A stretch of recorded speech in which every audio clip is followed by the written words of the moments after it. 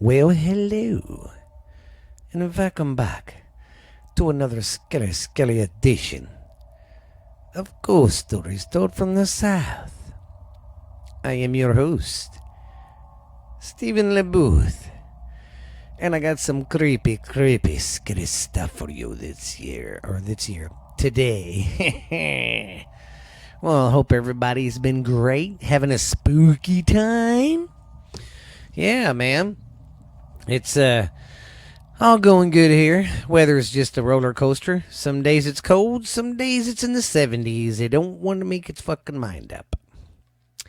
But I hope everybody out there is having a great day, and just a great day, great week, just great life. Hope everybody's having a good one. But I am Stephen LeBooth with Ghost Stories Told from the South. Well, I do want to give a shout out like I normally do to all the people that downloaded and are members. So thank you. So keep doing your homework and getting my numbers up for me like you're doing, and keep getting them up on Spotify like you're doing. I appreciate it very, very, very much. But thank you really though, guys, because I don't make any money off of this. I do it all by myself, everything. Research, editing, even the podcast. I lay out the format and everything. I get the shows going. So just means a lot, that you guys listen.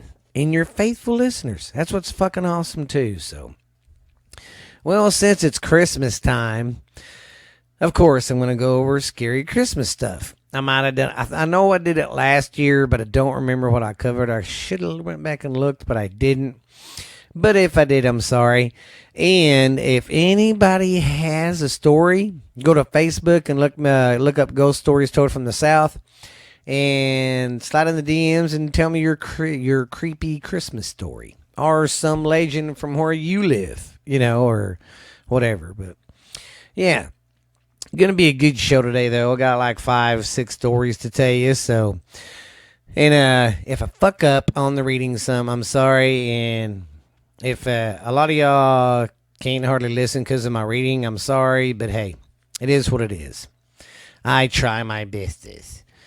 So, if it's so gut-wrenching and awful for you, I'm sorry. I'm doing my best here. But anyways, guys, like I said, thank you to everybody, and let's get on with the stories. So, like always, sit back, relax by a nice cozy fire. Get you a nice warm blankie. Get you some hot coffee or some cocoa.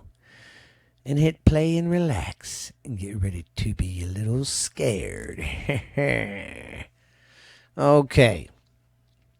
Our first story is a German folklore. And it is the Belsnickel.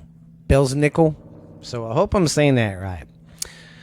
Okay. The story of Belsnickel is a popular Christmas character developed around the Middle Ages in the European countries. Germany was known to have both happy and grim gift bringers, and the Belsnickel was the very grim one. He was not only feared but also got children to behave nicely through the years so they could not receive gifts during Christmas. The Belsnickel is the first character in the history of Christmas character who clearly disconnected between good children, or disconnected between good children and bad children. Unlike Santa, who presents gifts to those whose names are on the famous Santa's nice list, the Belsnickel would mainly leave switches for the children who were bad through the year, and would also leave small toys, socks, mittens, candies, or fruits for the well-behaved children. He came across, or the nice children that he came across, on the eve of Christmas, just Before everybody would go to bed, the Belsnickel would announce his arrival by knocking on the window panes of the doors. The children actually get to see Belsnickel, unlike Santa Claus, who travels down the chimney while the children are asleep. With a black bag in one hand and a mask covering his face, the Belsnickel was considered more of a Robin Hood type of character during Christmas, and had an era superhero daddy guy kind of quality to him. It is said that children would rather love him or absolutely fear him. There of course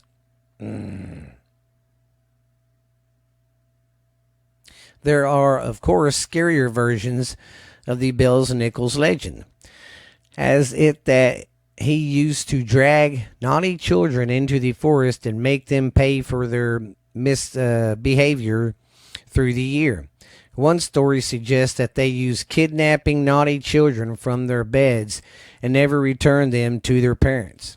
However, the Belsnickel would often give them a chance to redeem themselves if they deserved it. They were either made to dance, do tricks, sing, or recite poems, depending on what the Belsnickel wanted to hear. The story of the Belsnickel is enough to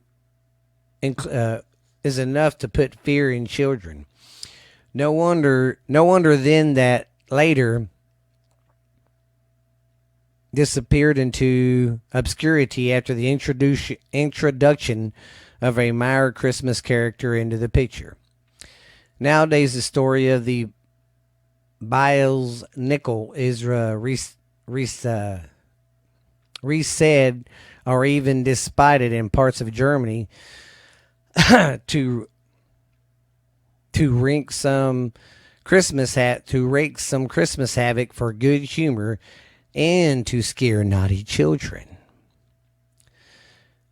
The Belsnickel description. The Belsnickel is known as a thin, lanky person who dresses up in fur clothing, paints his face, wears a mask, and attaches bells to his costume, which is one hand he is seen carrying a bag with gifts and treats for good children.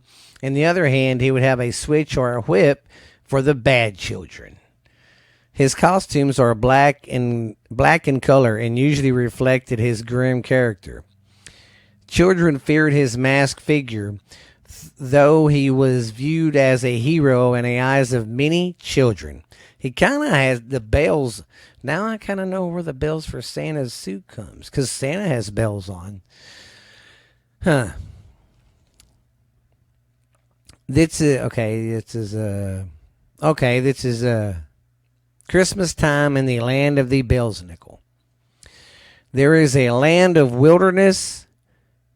Glades, and and jaggedy cliffs, of hidden coves and ancient forest, home of the Belsnickel. Among the dark forest, under the roots of a great oak tree, there is a limestone cavern that is completely hidden from view. In the dark cavern, Belsnickel makes the home, or that's where Belsnickel makes his home. He is hairy and covered in animal pelts, with moss in his hair and leeches on his skin. Yeah. He lives in the cave with his loyal servant, Rupert. Rupert. Rupert is donned in the same manner as Belsnickel, only he is even dirtier.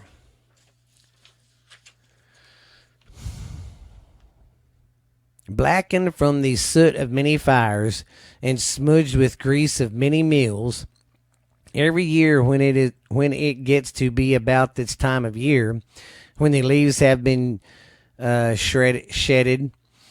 The winter winds start to howl, and the forest creatures prepare for winter in their own way. The Belsnickel and Rupert start plotting mischief and mayhem of wreaking havoc on the intruders who live in their valley. They regale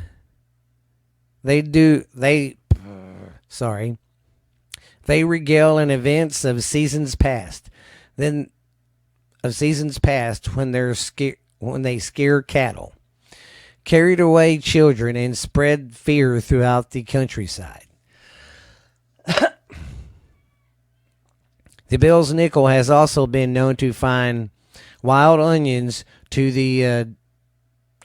feed wild onions to the dairy cows, so their milk will taste of onions and will be unfit for use by the intruders. But most of all, the Belsnickel and Rupert are awake Christmas Eve, when everyone is indoors, living in the moment of the season. This is when the Belsnickel becomes most active. Most active for being disturbant. He loves the winter's solace, but cannot even bay at the moon without the intruders hunting him with their furious hounds. The Belsnickel recons that if he cannot celebrate, neither will they. Late in the night, he and Rupert go from house to house, prying open the windows and breaking down doors. Seeking vengeance, they will yank children from their slumber and beat them with switches. Rupert hopes to toss a few in his sack as well. As these thoughts, pure joy shows on the faces of Belsnickel and Rupert. Primitive chuckles erupt from Rupert's snaggled mouth. They are both annexed for night to fall, and to begin their night of havoc. Love him or hate him, the Belsnickel is a popular Christmas legend who is featured and loved at the same time. The characters was created to wreak havoc during the festival season, and there are many children who still believe in the fury of the Belsnickel. In certain parts of Europe, the Christmas promise to be good, because children beware, you are in for a scare. So now this guy, like he's kind of like a dude, looks like Santa. But the next ones I'm gonna do, of course, the next one's gonna be Krampus. But the Krampus and the next ones I do, they all kind of have the same kind of look. It's weird. And they're all from the same kind of area, so. But we'll dive into it and see what happens. But before we do that, I'm going to take a quick break, guys. Well, how's everybody doing today? This is good old friend Uncle Dickie from Borderline Texas Trash, the most popular podcast in the world today. It's climbing up the charts faster than freaking slime on a stein, baby. Well, if you're wondering, what the hell is Borderline Texas Trash about? And who is its son bitch Uncle Boo? Well, Uncle Boo is the most recognizable voice in podcasting today, babies. We gonna get funky like a monkey on some turnip greens.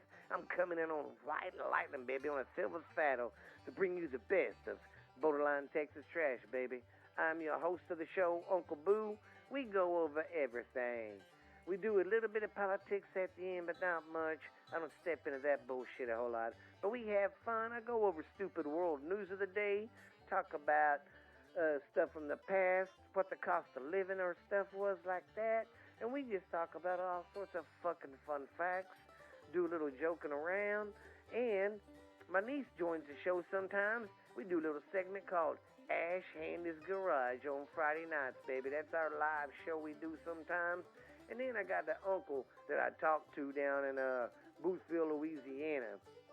And he calls sometimes. We have a little show called Uncle Dickie's Corner. So you guys come check out Texas Borderline Texas Trash, baby. I know you will love it. We are on every platform you can think of. Spotify, Stitcher, Pandora, iHeart. We're on everything. We're even on Podbean, man. We even got our own YouTube channel. We even got an Instagram account, and we got our Facebook account. So go check us out, man, and come listen to the show. You'll get to listen to Ash Handy, Uncle Boo, Uncle Dickie, and all the most recognizable voices in this motherfucking podcast in the world today, babies. Because we will get funky like a monkey, I guarantee it. Let's just say, baby, I've wined and dined with kings and queens, slept in dumpsters, ate pork and beans, baby. But I am your host of the show, Uncle Boo, Borderline Texas Trash. Don't forget about it. If you want to listen to a show to just get your mind off this crazy world and all the COVID and politics bullshit, come check my show out. Come check me and my crazy family out. Some of the shit we do live shows from the barbecue. So I'll see you later. Bye. Okay, are you ready for the next one? And of course, I've already given it away, but this one is about Krampus. And everybody's probably seen some kind of movie about the Krampus and all that. So, let's get into it. What is Krampus? In Germany and Austria, now I didn't say Australia, Austria. Austria is right around Germany, and it's in that area. In Germany and Austria and other God damn it, and other Alpine cultures, old Saint Nicholas has a scary sidekick, Krampus. The Christmas demon is responsible for punishing children who Saint Nick has put on his naughty list. And the punishments are worse than a lump of coal in your stocking. Here we're going to talk about the characteristics and the physical description of the Krampus. Like many demons, the Krampus borrows several features from goats. He has long horns that curl back on his head. His feet end in hooves instead of feet. His body is covered in shaggy fur, which can be white, black, or reddish brown. He even has a long pointed tongue like a goat. Unlike a goat, Krampus also has claws and fangs. He walks on two legs, dressed in chains and bells that he shakes at people on the street. He also carries a bunch of branch rods or horse chair whip and a large sack or basket. The birch rods and the whip are used to beat naughty children, but the sack is reserved for the truly wicked. Krampus uses it to haul young, naughty kids to their underworld. And here's the personality of the Krampus. The Krampus is a mystery, yes, but he's evil. Not necessarily. Krampus follows the rules of justice. He only comes after children who misbehave, and while he does seem to enjoy punishing wicked children, he is never seen attacking innocent children. In some ways, Krampus can be seen as a obdominant slave. He wears chains, which symbolizes his enslavement, and in many stories he only appears and where Saint Nicholas tells him to be. And this next part is related characters. Krampus has close ties to the kindly Saint Nicholas. In fact, many Christmas stories have Krampus and Saint Nicholas making their rounds and judging children together. If the child has been good, he will get treats from St. Nicholas. But if he has been bad, he'll get the switch from Krampus. Similar characters exist in nearby countries. The Knecht Ruprecht, I hope I'm saying that right. The Knecht Ruprecht is a large bearded man with bells sewn to his clothes, and a bag of ashes and coals slung all over his shoulder. He accompanies Saint Nicholas and on his journey around the world, describing fruit and gingerbread, or distributing fruit and gingerbreads to the good children, and giving lumps of coal to the bad ones. And of course, we just covered the Belsnickel. That's another legend over there. Okay, now here's the history of the Krampus. It's not hard to guess the Krampus is one of the many pagan symbols who have snuck into Christmas festivals. But the details of his back history are unclear. Some people believe that the Krampus represents the horn god, a popular figure in witchcraft, and that his birch rods are a throwback to ancient pagan indentation rituals. Others claim Krampus is the son of the Norse god Hel. When Christians replaced pagan winter festivals with Christmas, Krampus underwent a transformation. He was associated with the devil and was placed in the subservient position to Saint Nicholas, even forced to wear chains to show his inferiority. But changing Krampus up still wasn't enough. In the 1920s, the Catholic Church and some political parties in Germany and Austria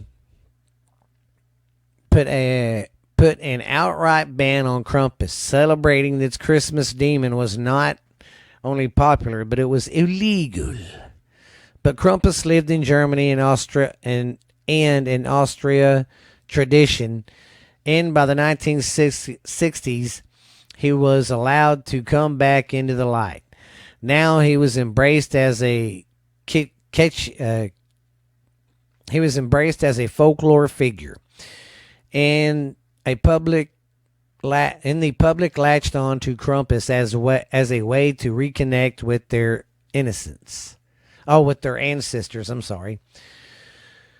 Eventually, the mounting frustration with the commercialization of Christmas created a gateway for Krampus to invade other cultures. In the United States, people who wanted to protest holiday spending and mandatory good cheer embraced characters like Scrooge the Grinch, Krampus, who was rebuilt against Christmas norms. Today, the Krampus festivals are held all over the world on the evening of December 6th, also known as the Krampensnacht. The Krampensnacht. I hope I'm saying that right.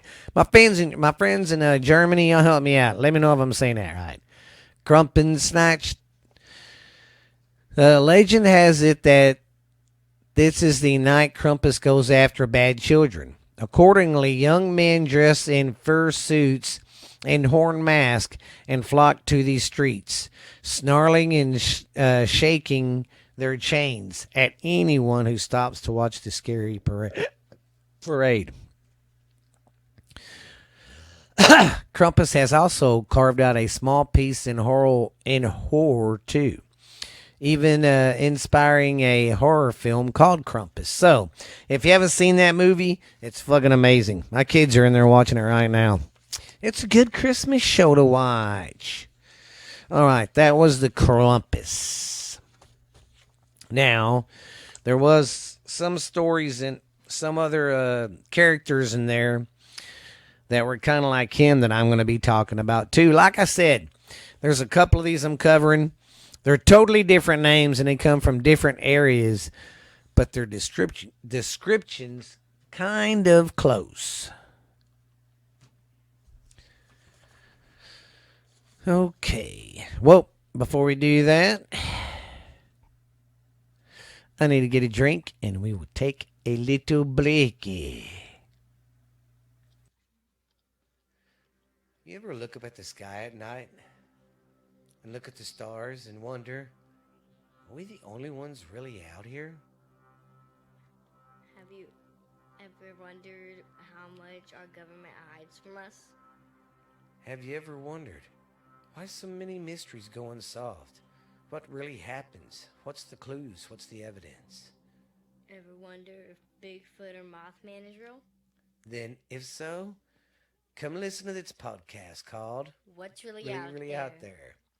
And I am your host, Stephanie Booth. And I am my your father. co-host, Stephen Booth, Hafaja.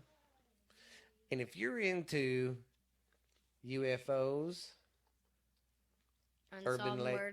unsolved murders, mysteries, unexplained stuff that happened, urban legends, we're into all of that. Conspiracy stuff too. We go dive into that. So if you're looking for a new podcast that tells that kind of stuff, then you need to listen to What's Really Out There. And we are on Spotify and iHeart and Pandora, I think. But we are pretty much on every platform. We have a YouTube channel so go check that out. It's called What's Really Out There. So come check us out. Once again, I'm your co-host, Stephen Booth. And I'm your host, Stephanie Booth. And this is What's Really Out There. We'll see you at the next episode, guys. Well, welcome back. Got me a drink and I am ready to go.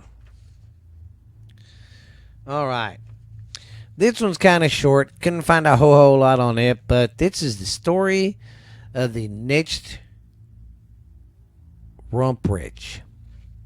So I hope I'm saying that right. The Knecht Ruprecht. The story of the Knecht Ruprecht stretches back to the late Middle Ages. The legend is part of a centuries-old Christmas tradition in Germany, where Christmas celebrations start early in December. The Knecht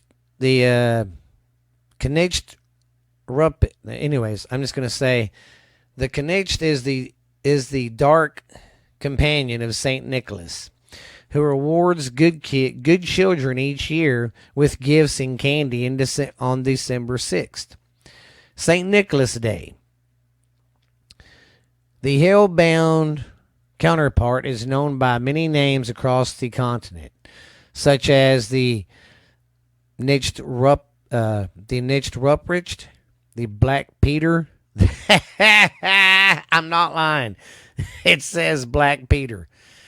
I mean, it's talking about the guy's name, but it just imagine. I hope the Black Peter don't get me. Anyways, Black Peter, the Schmitzendels are also Krampus. Is usually seen as a hell demon, half goat looking figure bearing devilish horns and a monstrous tongue. But he can also be spotted as a sinister man with a black beard bearing a black furry robe, a chain and bells, along with a bundle of brunch sticks to punish the naughty children. According to German tradition, he appears in homes on St. Nicholas Day to ask parents about their children's behavior. Depending on the response, he would give switches for us on the bad children before dragging them into the woods. So they get their ass kicked and they still get dragged in the woods. Krampus, whose name is derived from the German word Krumpen, meaning claw, is celebrated on Krummsnacht, which takes place the night before the St. Nicholas Day. In South Germany, Austria, northern Italy, and other parts of Europe, partygoers dress up as the frightening-looking Krampus character, bearing torches and stride the streets, terrifying children and adults alike. Krumpen snatch is snatched. Krumpen snatched. Hope I'm saying that right. People in Germany, help me out. This is y'all's big festival. I guess y'all do. The Krumpen snatched is increasingly being celebrated in other parts of Europe, such as Finland, France, and as well as many American cities. So, this guy's kind of like the like Krampus. So that's what I mean. A lot of these were a couple of these were like really close, but different names. Kind of weird.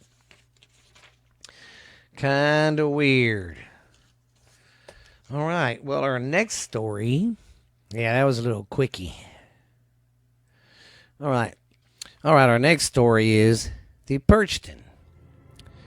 According to old public opinion, plenty of ghosts and demons are going around during the long and cold nights in midwinter. In Schellsburg, during this time of the year, deep-rooted belief in the Perchten was overall widespread. The origins of this belief are probably in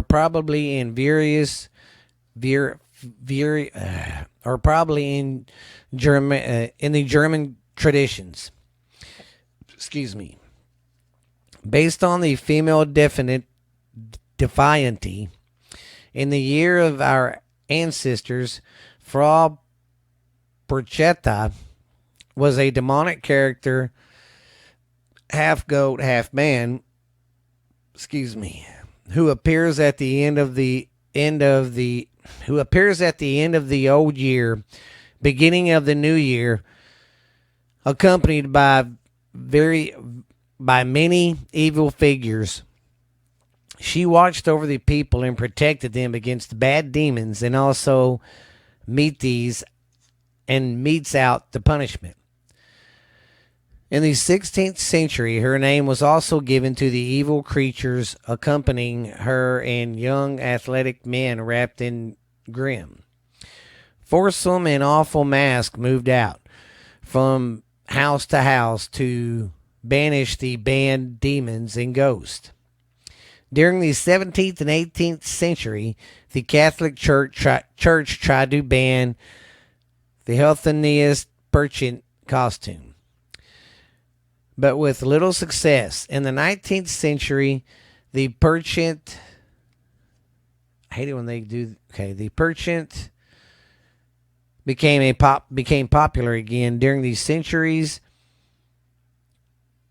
Perchetta took place all over the mountain dales of Salzburg, but all through the costumes are no way nowadays popular again. The original costumes only served in St. John and Castatine and Altatine Market. Now we're going to talk about the mask of this urban legend. The wooden mask. The wooden masks are made up of wood and mostly have animal characteristics. They all have enormous fangs, tusks, and various pairs of horns to spike several demon souls. In some mountain dials, like Gastine, they also have no ears, so they needed to hear the painful screams of their victims. The horse tail is also a symbol of the Perchten. They are used for punishment. The big bells they wear on their back are very noisy and announce them from a distance. In other words, you could hear them from a distance. From afar. I can hear them from afar. All right. Where was I? Okay. Here's various forms of the Perchten. There are numerous Perchten costumes in Salzburg and other predominantly mountain regions in Austria. And one of the most known are the processions of the... Well, I didn't get that. Okay. Who are described above, but there are also various costumes. While the Perchten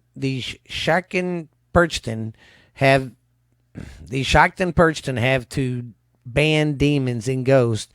The Perchten are responsible for banning mischief and bringing luck and wealth to the people. The best known of them are the Terrier. They are also wearing big masks based on the healthiness symbols and animal antlers, and according to our ancestors, believe that they bring light in the dark season and a promising long crop. Future blessings to the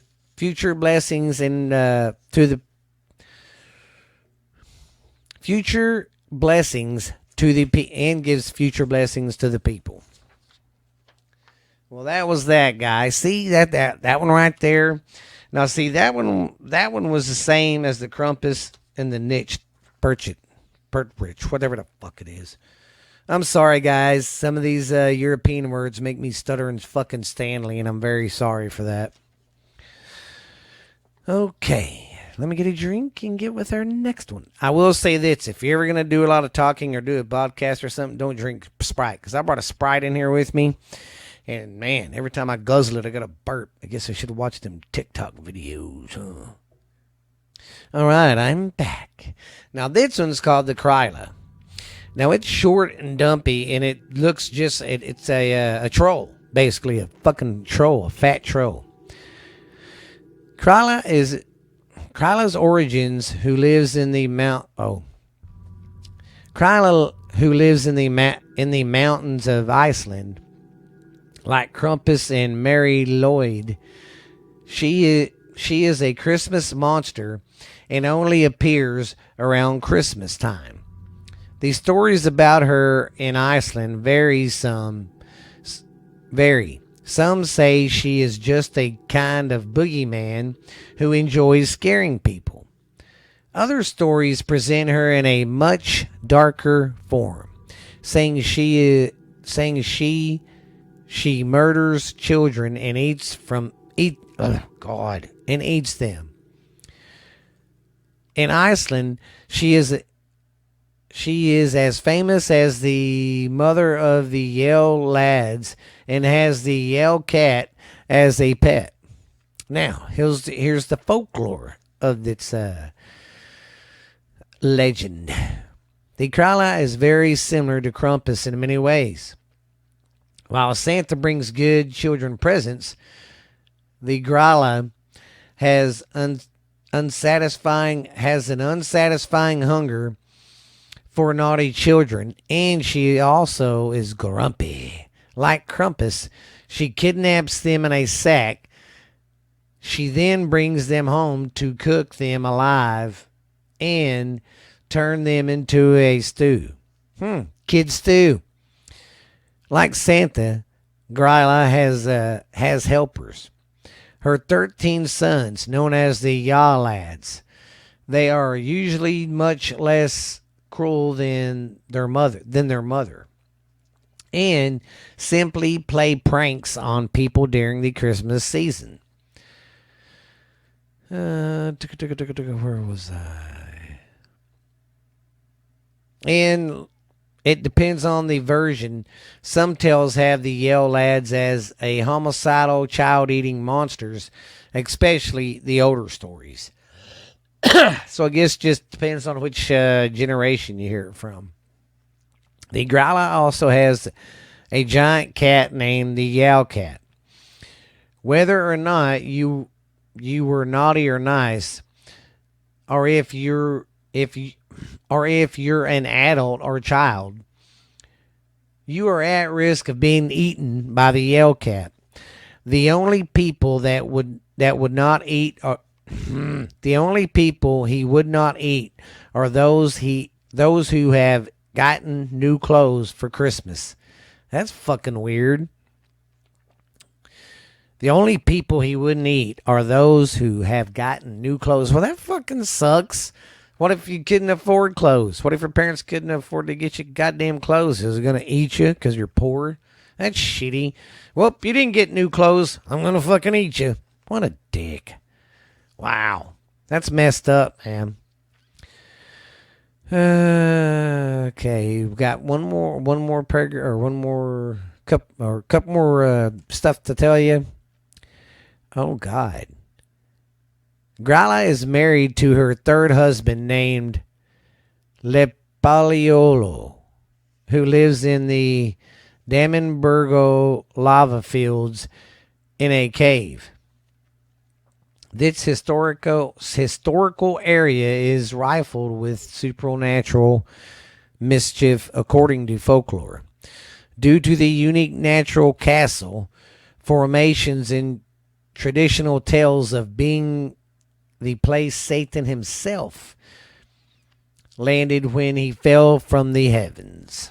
So, get this straight now. She's short and dumpy. She looks like a troll. She's got kids. Well, they come to help her kick your ass or eat you in a stew. And her sons are like just helpers in some stories, and in some stories they're just homicidal maniacs. And this woman has a motherfucking husband too. What the hell? That's her third husband. Jeez. Anyways, but they don't say anything that he does or anything, so I don't know.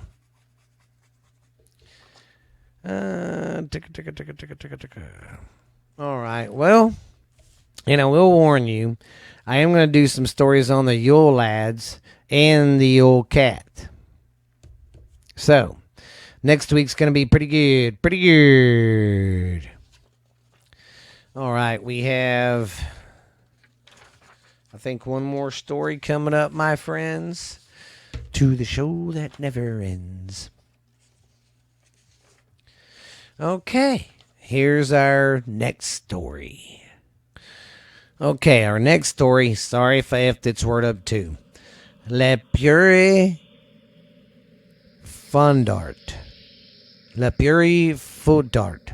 So I hope I'm saying that right. Here we go. Santa Claus has become the dominant international figure of the holiday season. But he does have a variety of sidekicks depending on where you are in the world. One of the craziest, without a doubt, is in the northern eastern France's Le Pure Fouettard. And I guess that means father whipper. A sort of anti-Santa. So he's the father whipper. I hope he whips children and not fathers, because that would be weird. Across Europe, traditions have been minstrous being a company. Saint Nicholas on his rounds, either as mismatched good cop, bad cop type pairings. I hate it when they do that. They abbreviate that. Okay. Or as standalone villains. Like mobsters doing their boss's dirty work, Krampus and Le Pure Fouettard set out into the cold December night to deal with the children who have been naughty. They're more likely to deck the halls with boughs of holly than boughs of, or anyways, than boughs of holly. Children are given a choice. Presents are a sound beating with a bag of ashes. That's weird. Spank a kid with a bag of ashes. Sounds like that's gonna make a mess. If you have been naughty, checky or not said your prayers. It's possible that it is all you got to look forward to. The Le Pire Fouettard basically terrifies you into being good. On the night of December 5th, oh shit, that's when I'm recording all of it. Well, it's the 6th, but a lot of that stuff they do is on the 5th and the 6th. I did not plan it this way. I just researched, man. On the night of December 5th, St. Nicholas leaves chocolates and sweets in his shoes for the children who have said their prayers and have been good to their parents and done their chores and homework all year round. While Krampus and Black Peter have featured in recent movies, the story of Le Père Fouettard is a whole other level of crazy. And a whole another level of crazy and violence. It is probable that the only seasonal tale that centuries on cannibalism. Oh, it centers on cannibalism and zombie children. Pretty lovely. So how does its lovely man fit into the St. Nicholas tradition? There are two origin stories that have been popularized. One is entirely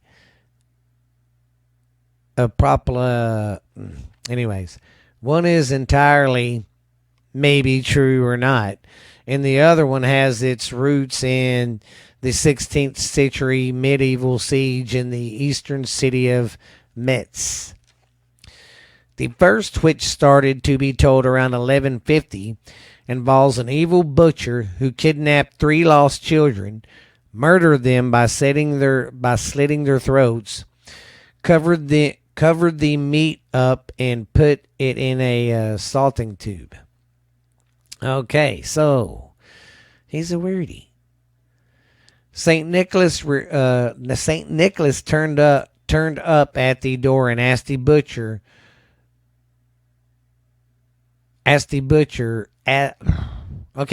Saint Nicholas turned up at the door, and the butcher attempted to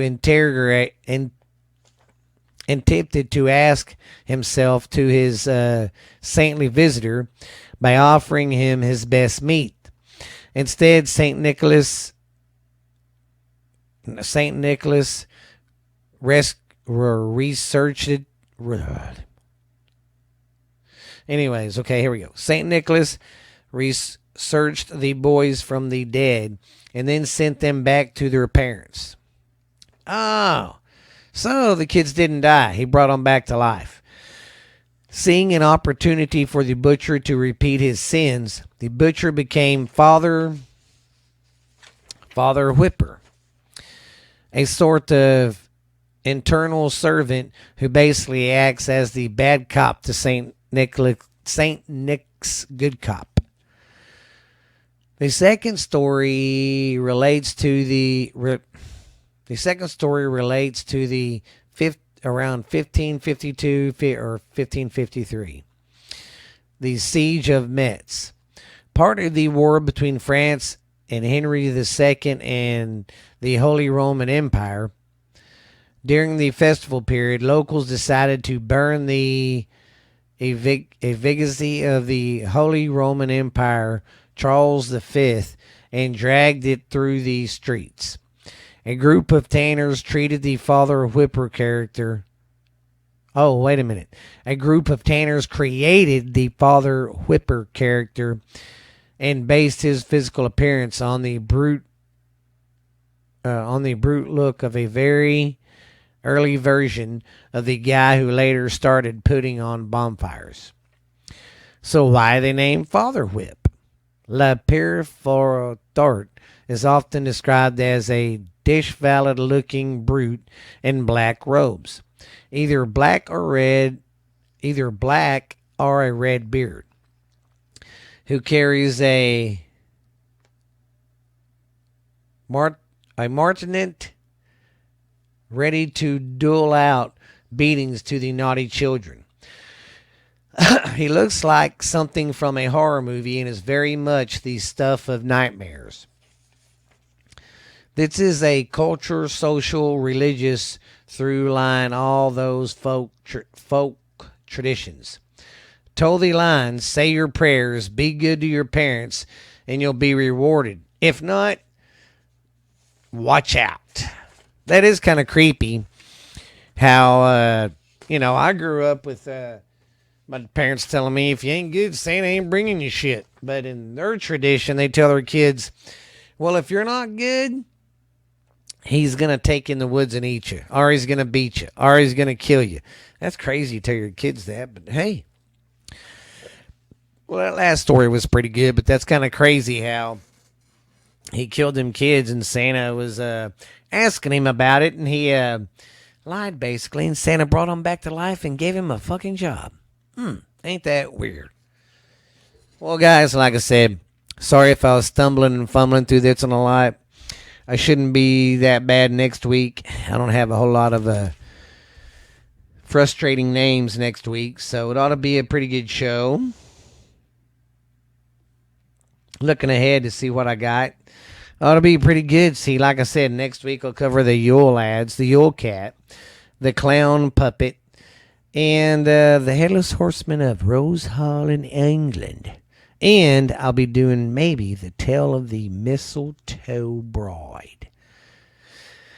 Yeah, it ought to be pretty good. But I really, really do want to say thank you guys for listening and being faithful subscribers and stuff. And I don't care if you like the show or not. Just give me a review, whether it's good or bad. I'm a man. I can take it. It's just words. It's not going to hurt me. I'm not going to get offended. I'm a man. So just do that for me. And, guys, keep doing a good job telling your friends about me. Keep listening. And I'm glad you're listening. And sorry sometimes if I sound like Forrest Gump. But, hey, that's my dyslexia kicking in sometimes, and it's a bitch. But, anyways, don't want to bore you too much because I probably do that already. But I hope you guys have a good rest of the week. And be good, and the weather ought to be good for some scary stories by the fire this weekend, guys. But go check me out on Facebook, and I'm serious, guys. Come on, join the party on Facebook with me. And sorry if I do that, because I got a bad habit. I talk too fast sometimes when I get excited or doing this, because I do. I'm like a kid. I'm like, I get too excited and talk too fast, and I get all fumbly bumbly. I got to remember to turn it down. Be cool. I just hit the mic, waving my hands, going, be cool. But anyways, guys, I appreciate you listening. Glad you like the show. If y'all have anything you want me to talk about, or a ghost story that happened to you, please go to Ghost Stories from the South, and Blake, I'll be your friend, and we'll talk through the old DMs there, and you can send me send me your story. So I hope you guys will be good, be great. This has been Stephen LeBooth for Ghost Stories Told from the South. I will see you later, my skelly friends. This has been a Booth Podcasting production. Bye.